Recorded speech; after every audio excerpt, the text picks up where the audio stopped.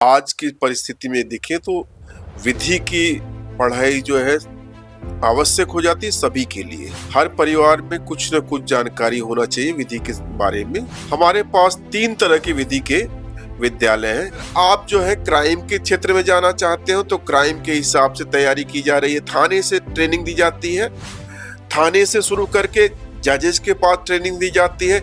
जितने भी बैंक या इंश्योरेंस की कंपनी है वहां पे ट्रेनिंग दी जाती है। पहले की तुलना में अब जो है विधि में संभावनाएं लगभग हर क्षेत्र में है। साइंस का हो चाहे वो इंजीनियरिंग का हो, किसी भी क्षेत्र का विद्यार्थी हो, सबके लिए जो है विधि में अवसर है। विधि की पढ़ाई केवल और केवल आंग्ल भाषा में किया जाएगा, वो अड़चन आज नहीं है। विधि की पढ़ाई निश्चित तौर पे जो भारतीय भाषा में या मातृभाषा में होनी चाहिए। आज के दौर में कोई प्रभाव नहीं पड़ता है कि आप इकोनॉमिकली स्ट्रांग है कि नहीं है।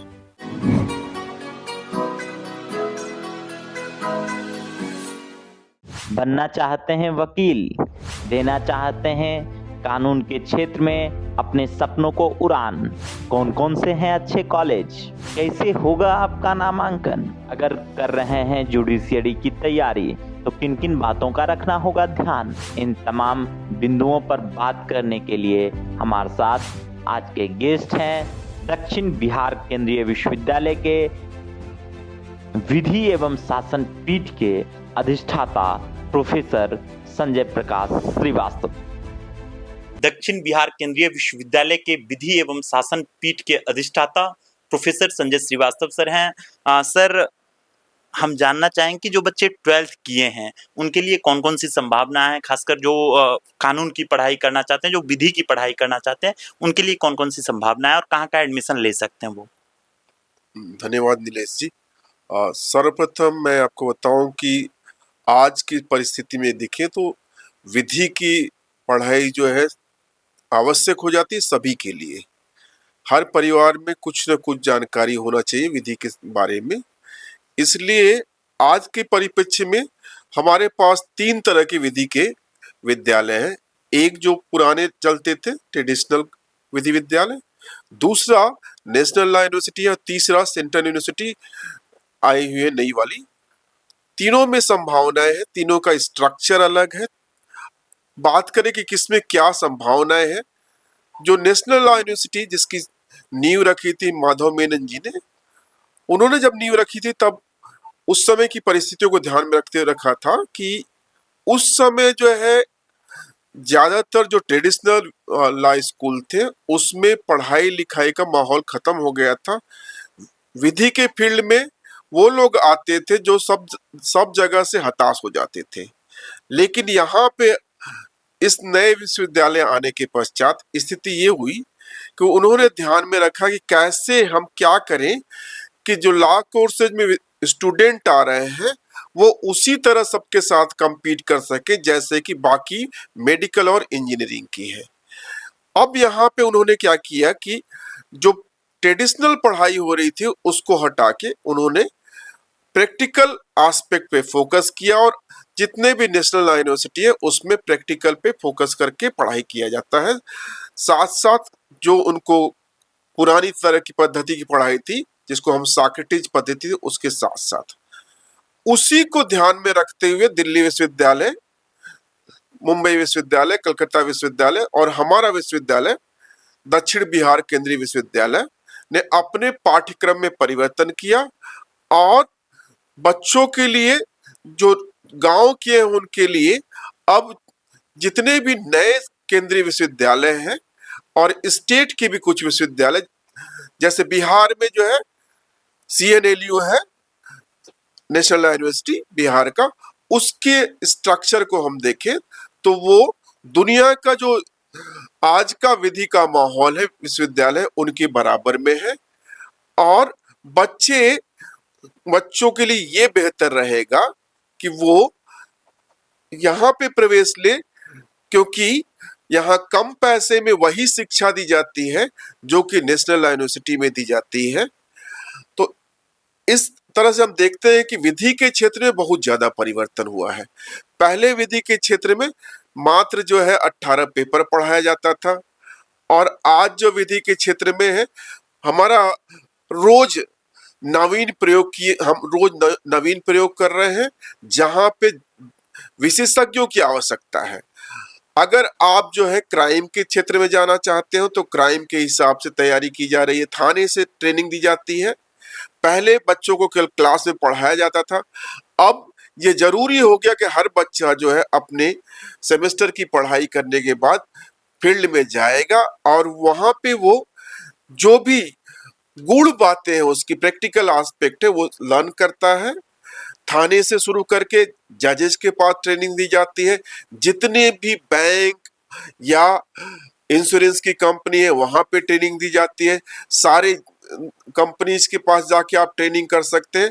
तो पहले की तुलना में अब जो है विधि में संभावनाएं लगभग हर क्षेत्र में है।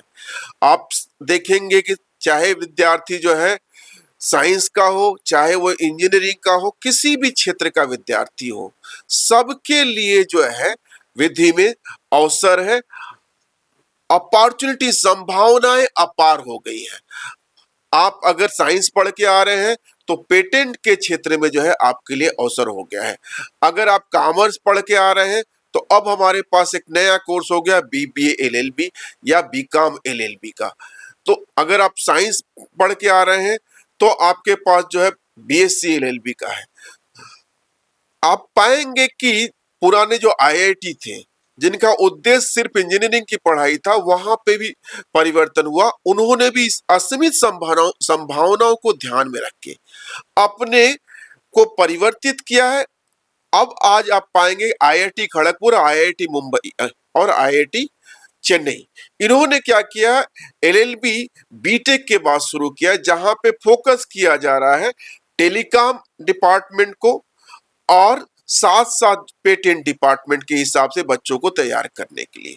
तो विधि के क्षेत्र में नीलेश जी आज अगर हम देखें तो सब कुछ बदल गया और बच्चों के लिए दूसरे किसी भी ब्रांच की तुलना में यहाँ ज्यादा अवसर है। सर, लोग अक्सर कहते हैं कि अंग्रेजी मीडियम वाले ही विधि में आए तो बेहतर करते हैं, लेकिन हिंदी मीडियम वाले जो खासकर बिहारी परिवेश में रहते हैं, हिंदी मीडियम वालों के लिए क्या एक अच्छा योग्य रास्ता है विधि में? निश्चित तौर पे नीलेश जी, आपको मैं जानकारी देना चाहूंगा कि हमारे सुप्रीम कोर्ट के मुख्य न्यायाधीश ने निर्देश दिया और जिसके पश्चात क्या हुआ कि आज के दिन में ढेर सारी भारतीय भाषाओं में जितनी भी जजमेंट है उसको ट्रांसलेट किया जा रहा है। तो जो मुश्किल पहले था और जो आधार हम लेते थे कि नहीं विधि की पढ़ाई केवल और केवल आंग्ल भाषा में किया जाएगा, वो अड़चन आज नहीं है। निश्चित तौर पे हमारी आज के दौर में हम अगर देखेंगे, शिक्षक जरूर ऐसे हैं कि जो उपनिवेशिक सोच के साथ हैं, जो जानते हुए भी नहीं, अगर बोल भी सकते हैं तो हिंदी में या अपने मातृभाषा में बोलना नहीं चाहते। जहां तक कि जो बात कही जा रही है कि नहीं इसमें हिंदी से पढ़ के या अपनी मातृभाषा से पढ़ के आप सफल नहीं हो सकते हैं, तो आपके पास अनेकों उदाहरण है। अभी आपने देखा कि हमारे यहाँ से एक शिक्षक जिनकी पूरी पढ़ाई एलएलएम तक की जो है डॉक्टर दिग्विजय सिंह की हिंदी भाषा में हुआ था, वो उनका चयन जो है दिल्ली विश्वविद्यालय में एसोसिएट प्रोफेसर के रूप में हुआ और उनके जो भी शोध पत्र हैं वो आंग्ल भाषा में लिखते हैं आज के दिन में। तो जो एक हमारे दिमाग में एक बन गया है, एक मानसिक तौर से हमारा ये प्रेजुडिस हम लोग हैं, एक अपनी तरफ से हम कमतर मानते हैं, अंग्रेजी भाषा को बेहतर मानते हैं, मातृभाषा को कम मानते हैं। वो हमारी अपनी व्यक्तिगत समाज के अंदर से पैदा की हुई भ्रांतियां हैं। वास्तव में आप किसी भी भाषा में आइए। और एक और जानकारी आपको होना चाहिए, इस साल से हमारे बार काउंसिल ऑफ इंडिया ने एक नई पहल की है कि अब सभी विश्वविद्यालयों को कम से कम 2 भाषा में पढ़ाना होगा। और हम अपने विश्वविद्यालय के बारे में बात करें तो अब ज्यादातर टीचर ये कोशिश करते हैं क्लास में बाइलिंगुअल होने के, आंग्ल भाषा के साथ साथ वो बीच में हिंदी भी पढ़ाते हैं, जिससे कि वो जो हिंदी भाषा से छात्र आया है उसको बातें समझ में आए। और अपने यहाँ हमने देखा कि बहुत सारे विद्यार्थी जो हिंदी भाषा से आते हैं, बाद में वो दोनों भाषाओं में पारंगत होते हैं और वो उतने ही अच्छी तरह से परफॉर्म करते हैं जीवन में, जैसे कि आंग्ल भाषा वाला करता। तो ये एकमात्र जो है, हम अपनी तरफ से अपने ऊपर रोक लगा रखे हैं कि हिंदी भाषा में होंगे या अपने मैथिली में करेंगे या मगही में बोल रहे हैं, क्योंकि इसका और फायदा है आपको। जो आपके पास जो भी केस लेके आएगा, आप उससे संवाद उसकी भाषा में कर पाएंगे। तो निश्चित तौर पे अगर आप चाहते हैं कि आप अच्छे अधिवक्ता बने, अच्छे जज बने और न्याय का विस्तार करना चाहते हैं, न्याय सबके पास पहुंचाना चाहते हैं, समाज के हर वर्ग को अगर न्याय मिलना हो, तो विधि की पढ़ाई निश्चित तौर पे जो भारतीय भाषा में या मातृभाषा में होनी चाहिए। अच्छा सर, एक और चीज, खासकर बिहारी परिवेश की बात करें तो लोग सरकारी नौकरी के प्रति लालायित रहते हैं। तो लॉ में सरकारी नौकरी के क्या क्या अवसर है और कैसे बच्चे सरकारी नौकरियों में भी लॉ करके जा सकते हैं, जो अभी पढ़ रहे हैं या जो पढ़ना चाहते हैं उनके लिए? और नीलेश जी, पहले हम मानते थे कि लॉ करने के पास हमारे पास दो अवसर है, या तो हम एडवोकेट बन सकते हैं, अधिवक्ता के रूप में प्रैक्टिस कर सकते हैं, और जज बन सकते हैं। आज के दौर में ये स्थिति एकदम बदल गई है। सरकारी रूप में हम बात करें तो पहला शुरू होता है कि आप यहाँ से करने के बाद निश्चित तौर पे आप जा सकते हैं लॉ ऑफिसर के रूप में बैंक में और LIC में, या भारत सरकार के जितने भी उपक्रम है सभी में लॉ ऑफिसर के रूप में अपॉइंटमेंट होता है। उसके अलावा कंपटीशन कमीशन ऑफ इंडिया, उसके अलावा ट्रिब्यूनल, कंज्यूमर कोर्ट, हर में जो है आज के दिन में लॉ ऑफिसर के रूप में, रजिस्ट्रार के रूप में नियुक्ति की जाती है। तो जो संभावनाएं हैं आज के दिन में देखेंगे आप, कुछ नहीं है तो कम से कम सारे जितने भी ऑफिसेज हैं, अगर उनके पास जो है परमानेंट वैकेंसी नहीं है तो वो अपने कंसल्टेंट के रूप में आपको अवसर देते हैं। तो विधि के ब्रांच में पहले की तुलना में आज ये स्थिति है कि अगर आप चाहते हैं, चाहे कहीं पढ़ चुके हैं तो थोड़ा सा आपको अपने को जिस एरिया में फोकस करना होगा उसके हिसाब से तो हो सकता है कि आपको अपने, अगर आपने सामान्य 3 इयर्स का LLB किया है तो उसमें थोड़ा सा ऐड ऑन करना पड़ेगा। क्योंकि ऐड ऑन करने की आवश्यकता इसलिए पड़ सकती है क्योंकि जैसे बैंक की बात करें हम, तो बैंक चाहता है कि आप बैंक में लॉ ऑफिसर के रूप में आ रहे हैं तो बैंकिंग लॉज के बारे में आपको पता हो। वैसे अगर आप इंश्योरेंस के क्षेत्र में जाना चाहते हैं तो हो सकता है कि पुराने जितने भी 3 इयर्स कोर्स के कॉलेज है उसमें आपने इंश्योरेंस नहीं पढ़ा हो, तो आपको इंश्योरेंस की पढ़ाई करके जाएंगे। उसके डिप्लोमा है आज के दिन में। इन सब के अलावा ऐड ऑन करने के लिए ढेर सारे ऑप्शन है। सर्टिफिकेट कोर्स कर सकते हैं आप, डिप्लोमा कोर्स कर सकते हैं इंश्योरेंस की। उसको करके अगर आप टेलीकॉम डिपार्टमेंट में जाना चाहें तो टेलीकॉम रेगुलेटरी अथॉरिटी डिपार्टमेंट में भी आपके लिए अवसर है। साथ ही आप अगर देखेंगे तो कुछ नए क्षेत्र भी सरकारी खुले हैं। नए क्षेत्र जैसे आप विधि की पढ़ाई करके जो अगर BSc करके आए हैं और LLB आपने किया है तो आपके पास जो है अवसर क्या आ गया है, पेटेंट अटॉर्नी बनने का। आपको उसकी परीक्षा पास करनी पड़ेगी, परीक्षा पास करने के बाद पेटेंट अटॉर्नी, उसी से बौद्धिक संपदा के क्षेत्र में जो है ट्रेडमार्क रजिस्ट्रार, ट्रेडमार्क एग्जामिनर बनने की संभावना आज के दिन में हर विधि के छात्र के पास है। उसके अलावा एक ब्रांच है इंडस्ट्रियल डिजाइन का, उसमें भी आप ऑफिस में जा सकते हैं। और अगर आप देखेंगे तो हमारे यहाँ से एकदम नया सा ब्रांच है जो सिक्योरिटी मार्केट का, स्टॉक मार्केट में उनके आधे से ज्यादा अधिकारी दक्षिण बिहार केंद्रीय विश्वविद्यालय के छात्र हैं। जो बाकी किसी विश्वविद्यालय में आप जाएंगे तो शायद उनको इस बात की जानकारी नहीं होगी। स्टॉक एक्सचेंज में भी लॉ करने के बाद आप सरकारी नौकरी पा सकते हैं। तो कोई भी ब्रांच सरकारी है, सबको आज जरूरत है कि हमारे पास एक लॉ ऑफिसर रहे। तो जो पहले की सोच है कि केवल जज बन सकते हैं सरकारी के रूप में, उसके अलावा ट्रेडिशनल में एक और था जब आप APO बनते थे, तो वो भी आप बनने की संभावना है। सर, अक्सर बच्चे जुडिशरी की तरफ जल्द मुड़ जाते हैं लॉ करने के बाद। तो जो बच्चे लॉ कर लिए हैं या कर रहे हैं, अगर उनको जुडिशरी की तैयारी करनी है तो किन-किन बातों का ध्यान रखना होगा? देखिए, मुख्यतः जुडिशरी में जो है उनका 3 बातों पे केंद्रित करते हैं जुडिशरी के लिए। पहला तो ये है कि आप जो उनमें प्रेस्क्राइब्ड सिलेबस है, अगर उसके बेयर एक्ट है तो आपको बेयर एक्ट की सारी प्रोविजन आनी चाहिए। दूसरा है केस लॉ, उसमें जो महत्वपूर्ण केस लॉ है उसकी जानकारी आपको होनी चाहिए। तीसरी बात उसके बाद आती है कि आपका प्रिपरेशन जो है आपको हताश होकर छोड़ना नहीं है, क्योंकि सीटें कम है और प्रिपरेशन करने वाले बच्चे ज्यादा हैं। तो अगर आप लगातार प्रिपरेशन कर रहे हैं तो निश्चित तौर पे आप सफल होंगे। इसमें लड़ाई दूसरे किसी भी विभाग की तुलना में कम है, लेकिन होता क्या है कि सीट कम है और बच्चे ज्यादा हैं। तो कई बच्चे ऐसा होता कि पहली बार एक परीक्षा देने के बाद अगर उनका जो प्रारंभिक परीक्षा प्रिलिमिनरी में पास नहीं होते हैं तो उनको ऐसा लगता है कि हमसे नहीं हो पाएगा। लेकिन इसके बजाय जो है आपको जो भी कर रहे हैं, परीक्षा देने से पहले आपको क्या करना पड़ेगा, कम से कम जो है 1 साल की तैयारी करके, और तैयारी में 2 चीजें आपको निश्चित तौर पे आना चाहिए। एक तो आप जो है जो भी जिस भी स्टेट का प्रोविंशियल सिविल सर्विसेज का एग्जामिनेशन या जुडिशरी का एग्जाम दे रहे हैं, उस स्टेट के सिलेबस को आप पूरी तरह से प्रैक्टिस कर लें। प्रैक्टिस करने के बाद जब आपको जानकारी हो, तो कई बार बच्चों को जानकारी होता है लेकिन उनको लिखना नहीं आता है। वो बच्चा अच्छा करता है जिसने लिख के प्रैक्टिस किया हो, क्योंकि अंतर कहाँ पे हो जाता है, अंतर आप कैसे लिखते हो उस पे होता है।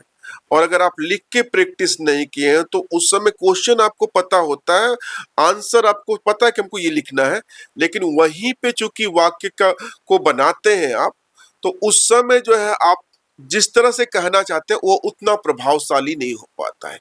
इसलिए बच्चों को बिना घबराए हुए सिर्फ 3 चीजों पर अगर ध्यान दे वो, कि एक तो वो उसका एक्ट क्या है, बेयर एक्ट, उसकी भाषा उनको पता होनी चाहिए।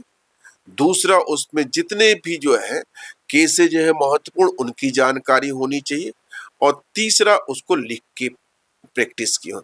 चौथा, उसके बाद एक और स्तंभ इसमें आ जाता है अब आज के दिन में, चूंकि कंपटीशन का दौर है, तो आप देखेंगे ज्यादातर बच्चे जो है मुख्य एग्जाम के बाद मॉक इंटरव्यू की प्रैक्टिस करते हैं, और बहुत सारे बच्चे मॉक इंटरव्यू को नहीं करते, वो सीधे सीधे जाते हैं। जब सीधे सीधे जाते हैं तो जो मुश्किल आपको मेंस के एग्जामों की परीक्षा में होती है, यहाँ पे भी होती है। आपको क्या जवाब देना है आपको पता है, आपके जिह्वा पे है, लेकिन बताते समय आप डर जाते हैं। एक तो ये होता है। दूसरा ये है कि कई लोगों को जो है जब भीड़ में रखा जाता है तो उत्तर देते समय घबरा जाते हैं। जब आप मॉक इंटरव्यू की प्रैक्टिस करने पर, हो सकता है आप किसी कोचिंग के पास न जाएं, अपने लोगों के साथ ही करें। मॉक इंटरव्यू जो है अपने लोगों के साथ भी करके जाएंगे, 5 बार 10 बार जितनी बार आप कर सकते हैं, तो आप देखेंगे कि क्वेश्चन वही पूछे गए जो आप प्रैक्टिस करके गए हैं। और जब आप उसका उत्तर दिए हैं तो आपका साथ वाला भी आपको ये बताएगा कि हाँ, ये उत्तर देते समय तुम ऐसे हो गए थे, तुम्हारे चेहरे पे नर्वसनेस नजर आ रहा था, तो उससे तुम बच पाओगे। तो बेहतर ये है कि आप प्रैक्टिस करके जाएं इंटरव्यू के समय में, और प्रैक्टिस करके गए हैं तो निश्चित तौर पे आपके सफल होने की पूरी संभावनाएं रहेंगी। अच्छा सर, एक चीज, अब अक्सर बच्चे लीगल फर्म की तरफ जा रहे हैं, तो लीगल फर्म और एडवोकेसी में कितना अंतर है और बच्चे को किस तरफ जाना चाहिए? और देखिए नीलेश जी, लॉ फर्म्स में जाने का प्रथम कारण क्या है? लॉ फर्म्स आपको अच्छे पैकेज पे नौकरी देती है, लेकिन लॉ फर्म्स में की संभावनाएं का जो बड़े शहर है, कॉस्मोपॉलिटन शहर है, वहां पे ज्यादा है। छोटे शहरों में लॉ फर्म्स की संभावनाएं कम है, या है भी अगर तो उसमें लॉ फर्म्स में काम करने में पुराने वकीलों के साथ उनको compete करना पड़ता है। और छोटे शहरों के जितने भी लोग हैं वो पसंद करते हैं कि शहर का जो नामी वकील है, अधिवक्ता, उसके पास जाना। अब रही दोनों में से कौन बेहतर है, तो ये बड़ा द्वंद का विषय होगा, क्योंकि अगर पैसे की बात करें तो निश्चित तौर पे जो एडवोकेट के रूप में प्रैक्टिस कर रहा, अगर आप अपने शहर के नामी अधिवक्ता के रूप में माने जाते हैं तो कितना पैसा कमा रहे इसकी कोई सीमा नहीं होगी। लेकिन लॉ फर्म्स चूंकि स्पेशलाइज होते हैं ज्यादातर, तो उसमें कुछ कुछ शहरों में कुछ कुछ लॉ फर्म्स कुछ बड़े बड़े भी हैं, लेकिन कुछ कुछ शहरों में है। जैसे प्रवीण आनंद का आईपीआर का फर्म है, वहां पे आप पाएंगे करोड़ों की इनकम है, लेकिन वो ऐसे फर्म्स जो है, या भारत के बाहर इंग्लैंड में जाएंगे तो एक फर्म है जिसके पास 1500 अधिवक्ता उनके साथ काम कर रहे हैं, तो उनकी गिनती हम गिन सकते हैं कि इतने बड़े बड़े जो फर्म्स है वो गिनतियों के हैं। लेकिन अगर आपके पास पैसा नहीं है तो शुरू में आप लॉ फर्म से शुरू कर सकते हैं, लेकिन अगर आप चाहते हैं कि आपका व्यक्तिगत रूप से नाम हो तो निश्चित तौर पे लिटिगेशन और अधिवक्ता के रूप में अगर आप जाते हैं तो आप पाएंगे कि बाद में आप ज्यादा सफल हैं फर्म से। लेकिन सर लोग तो अक्सर कहते हैं जो फर्स्ट जनरेशन लॉयर हैं वो कैसे प्रैक्टिस में आए और क्या अच्छा रहेगा उनके लिए जो फर्स्ट जनरेशन लॉयर हैं? देखिए, निश्चित तौर पे थोड़ा सा संघर्ष होता है, लेकिन अगर हम फील्ड में जाके देखेंगे तो जैसा मैंने कहा कि लॉ के ब्रांच में जो है आज भी जो है जो प्रतिस्पर्धा है बहुत कम है। आप शहर में देखेंगे कि 25 साल पूरा अधिवक्ता है वो बोल नहीं पा रहे हैं, और एक छोटा सा बच्चा 21 साल का पास करके जा रहा है और वो अपने बात को प्रभावशाली ढंग से रख रहा है। तो ये हमको अपने मन से निकालना पड़ेगा कि आप प्रथम जनरेशन के हैं तो नहीं कर पाएंगे। और जितने भी भारत में बड़े, जिनको भी आप कहते हैं कि बड़े अधिवक्ता हैं, चाहे वो राम जेठमलानी जी रहे हो, चाहे सोली सोराब जी रहे हो, चाहे कपिल सिब्बल हो आज के दिन पे, चाहे जो है आपके अरुण जेटली जी रहे हो, चाहे फली नरीमन हो, सभी को देखें, सभी अपने घर के प्रथम जनरेशन के अधिवक्ता हैं। हाँ, आपके इस बात में बिल्कुल सच्चाई है कि शुरू में हो सकता है कि आपको संघर्ष करना पड़े, तो संघर्ष से बचने के लिए आपके पास रास्ता है कि आप शुरू कर सकते हैं लॉ फर्म से, कुछ पैसे अगर आपके पास हो जाए जहां आप पे बिना संघर्ष के आपको काम मिलता रहेगा, और बाद में आप स्विच ओवर करके जो है प्रैक्टिस में जा सकते हैं। लेकिन अगर आप पूछेंगे क्या बेहतर है तो निश्चित तौर पे लिटिगेशन जो है, आप एडवोकेट के रूप में इंडिपेंडेंट जाते हैं तो बाद में आपके सफल होने की संभावनाएं बहुत ज्यादा रहेंगी, लेकिन इस ब्रांच की एक आवश्यकता है। पूरे उम्र आपको जो है विद्यार्थी के रूप में रहना होगा, सीखना होगा। हर रोज एक नए तरह का केस आएगा, जो आप पहले नहीं पढ़े उससे अलग होगा, उसके हिसाब से आपको सीखने के लिए तैयार रहना होगा। अगर आप सीखने को तैयार हैं तो लिटिगेशन निश्चित तौर पे बेहतर है। अच्छा सर, जो बच्चे कहा जाता है कि जो इकोनॉमिकली स्ट्रांग फैमिली से हैं वो लॉ में आए तो ठीक है, लेकिन क्या जो इकोनॉमिकली वीक हैं वो भी आ सकते हैं लॉ में? और उनके लिए बेहतर क्या होगा, कौन सा कॉलेज अच्छा होगा? देखिए, इसका आज के दौर में कोई प्रभाव नहीं पड़ता है कि आप इकोनॉमिकली स्ट्रांग हैं कि नहीं है। कुछ विश्वविद्यालय ऐसे हैं जिनको देख के बच्चों के मन में आता है कि इसमें अलग से पढ़ाया जा रहा है क्योंकि उसमें फीस ज्यादा लिया जा रहा है। लेकिन अगर आप जाके देखेंगे, जैसे एक विश्वविद्यालय है ग्लोबल जिंदल, जहां पे फीस बहुत ज्यादा है, लेकिन पढ़ाने वाले शिक्षक कौन है?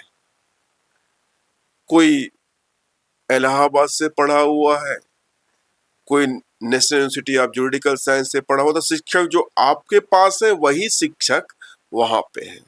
तो जब शिक्षक के क्वालिटी के बारे में कोई अंतर नहीं है, तो चाहे आप ट्रेडिशनल में जाइए चाहे आप पैसे वाले में जाइए, इससे कोई फर्क नहीं पड़ता, दोनों कर सकते हैं। अब बेहतर क्या होगा? तो बेहतर ये होगा कि देखिए, अगर आपके पास बहुत पैसा नहीं है तो जो मिड लेवल के सेंट्रल यूनिवर्सिटी है, स्टेट यूनिवर्सिटी, जहाँ पे पढ़ाई होने की का मतलब यह है कि कई विश्वविद्यालय हैं जिनकी ग्रेडिंग तो दिखाई देता है, लेकिन उसमें पढ़ाई का माहौल नहीं है। आज के दिन में वहाँ के शिक्षक अपने पे ही केंद्रित हो गए हैं। तो आपको अपने से जाने से पहले उन विश्वविद्यालयों के बारे में रिसर्च करना पड़ेगा कि उसमें पढ़ाई लिखाई का माहौल है कि नहीं, और जहां में पढ़ाई हो रही है वो छोटा भी अगर कॉलेज है तो आप छोटे कॉलेज में भी जा सकते हैं। अगर आप उसकी फीस दे सकते हैं तो ठीक है, नहीं तो हर विश्वविद्यालय में एक व्यवस्था है स्कॉलरशिप की, कि अगर आप जो है के पास कम इनकम है, तो जैसे हमारे यहाँ पे मेरिट कम मीन्स का स्कीम है कि अगर आपके परिवार की आर्थिक स्थिति ऐसी है कि आप फीस नहीं दे सकते, 1.5 लाख से कम है, तो आपको जो है यहाँ पे कुछ सीजीपीए मिनिमम एक्वायर करना होगा और आपका पूरा का पूरा फीस माफ हो जाता है। तो ऐसा नहीं है, आप कम पैसे में या बिना पैसे होते हुए भी जा सकते हैं। उसके अलावा बिहार में हम बात करें तो बिहार सरकार खुद भी प्रोत्साहन दे रही है, स्टूडेंट क्रेडिट कार्ड है। आप बिना पैसे के अपना स्टूडेंट क्रेडिट कार्ड बनवा के पढ़ सकते हैं, यहाँ पे फीस दे सकते हैं, तो पैसा होना अड़चन नहीं है। आपकी इच्छा शक्ति क्या है? ऐसा तो नहीं कि आप गांव से आए और यहाँ आने के बाद विश्वविद्यालयों में बनने का और बिगड़ने का, चाणक्य का वाक्य हमेशा साथ साथ चलता है। असीम संभावनाएं विश्वविद्यालय में होती है। आप चाहे तो आप जो है हिमालय से ऊंचे बन सकते हैं, आप चाहे तो आप प्रलय ला सकते हैं, आप चाहे तो विध्वंसक रूप में जा सकते हैं। हो सकता है विश्वविद्यालय के बाहर किसी जगह आपको ड्रग्स का सामना करना पड़े, और हो सकता है कोई ऐसा भी टीचर मिले कि कहे कोई बात नहीं बेटा, मैं तुम्हारी फीस भरने को तैयार हूं। तो इसमें कहीं मुश्किल नहीं है। कोई भी बच्चा किसी भी बैकग्राउंड का वो आ सकता है, और थोड़ा बहुत देखिए अड़चन जीवन है तो अड़चन रहेगा ही। इसलिए वो अमीर परिवार का आएगा तो उसके साथ भी अड़चन हो सकता है कि वो ड्रग्स लेने लगे। तो ऐसा कोई मुश्किल नहीं है। मैं तो कहूंगा गांव के बच्चों को भी कि वो निश्चित तौर पे आगे आए, और जितनी संभावनाएं भारत सरकार ने अनेकों स्कीम चलाई है, अनेकों तरह के स्कॉलरशिप है, उनका फायदा उठाएं, और निश्चित तौर पे वो आके पढ़े, वो सफल हो सकते हैं। चाहे वो गरीब परिवार के हो चाहे अमीर परिवार का, इसका कोई प्रभाव नहीं पड़ेगा। अच्छा सर, जो बच्चे हायर एजुकेशन की तरफ जाते हैं और धीरे-धीरे डिमोटिवेट होने लगते हैं, तो खुद को वो कैसे मोटिवेट रखें और कैसे वो आगे बढ़ने के लिए प्रेरित होते रहें? देखिए, हर रात के बाद सुबह आती है। जीवन में कभी भी ऐसी स्थिति आए, और हर के साथ होता है, वो चाहे प्रधानमंत्री हो, चाहे वो प्रोफेसर हो, चाहे अधिवक्ता हो, सबके जीवन में ऐसे अवसर जरूर आते हैं जब उसको लगता है कि इसके आगे दरवाजा बंद है। तो मैं बार बार ये कहता हूं कि देखिए, आज जो स्थिति है वो कल नहीं रहेगा। ये निश्चित तौर को पे याद करना होगा कि ये वक्त गुजर जाएगा। ये दोनों के लिए है, आपका अच्छा है तो भी और आपका बुरा है दोनों के लिए चलता है। कि अगर आपको लगता है कि आपका अच्छा वक्त है तो आप ही सिंहासन पे रहेंगे। तो मैं बार बार लिखता हूँ, कहता हूँ कि शतरंज के खेल में अंत में प्यादे हो और राजा हो या वजीर हो, सबको बंद करके बक्से के अंदर रखा जाएगा। वैसे जीवन में ये है कि आप किसी स्थिति में रहिए, बहुत ज्यादा अच्छा हो गया तो भी नहीं आप इतराइए, और बहुत बुरा है तो मान के चलिए कि कल सुबह फिर होगा। तो डीमोटिवेट होने का कोई आवश्यकता नहीं है। आप प्रयत्न करते रहिए, गिव अप नहीं करेंगे, छोड़ेंगे नहीं, तो हो सकता है कि समय लगे, क्योंकि हर आदमी का अपना जीवन का साइकिल है। कोई आदमी आप देखेंगे 32 साल में सब कुछ पा लिया, कोई आदमी 45 साल में पाता है। हमारे साथ के एक शिक्षक दिल्ली विश्वविद्यालय के विजय कुमार हिमांशु जी हैं, बेगूसराय के रहने वाले हैं। 45 साल की उम्र में वो असिस्टेंट प्रोफेसर हुए और उसी साल उनका एडीजे में सिलेक्शन हो गया। अंतिम साल होता है एडीजे बनने के लिए, और आज वो एडीजे है। तो अगर उन्होंने छोड़ दिया होता, हमें से बहुतों ने जो है 2-4 अटेम्प्ट देने के बाद छोड़ दिया, तो 25 साल में आप एलिजिबल हो, 20 साल तक अथक प्रयास करना, और 20 साल के बाद मिला तो क्या, एक तरफ जो है असिस्टेंट प्रोफेसर दिल्ली विश्वविद्यालय और दूसरी तरफ एडीजे, 5 साल बाद वो डिस्ट्रिक्ट जज होंगे। हो सकता है कि हाई कोर्ट तक जाए। तो संभावनाएं हमेशा बनी रहती हैं, कठिनाइयां आती हैं कई बार, चूंकि जैसा मैंने शुरू में ही आपसे कहा कि चूंकि सीटें लिमिटेड है भारत में, भारत के साथ एक मुश्किल ये जरूर है कि हमारे पास हर क्षेत्र में सीट लिमिटेड है। तो अब आपके साथ साथ जो लोग तैयारी कर रहे हैं, एक सीट पे कम से कम 10 लोग उतने ही अच्छे हैं जितने आप हैं। उस दिन कितना अच्छा आपका इंटरव्यू गया, इस पे निर्भर करता सिलेक्शन होना। तो आज नहीं हुआ तो इसका मतलब ये नहीं है कि आपका सिलेक्शन कल नहीं होगा।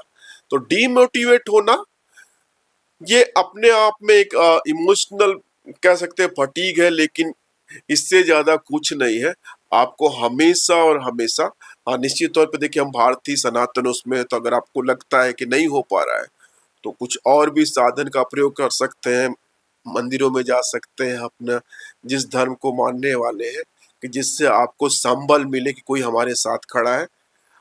आप इसको मान के चलेंगे, आपकी इच्छा शक्ति अगर आपके साथ है तो कुछ भी असंभव नहीं है। मैं बार बार कहता हूं कि एजुकेशन का मतलब ही ये होता है टू ड्रा आउट। हर आदमी के पास असीमित संभावनाएं हैं, वो सोच ले कि प्रधानमंत्री बनना है, उस दिशा में चलता रहे। तो अब्राहम लिंकन को याद करें जो 26 बार चुनाव हारे, नीचे से चुनाव से लड़ते हुए राष्ट्रपति का 26वीं बार में एकमात्र चुनाव जीते और राष्ट्रपति का चुनाव जीते।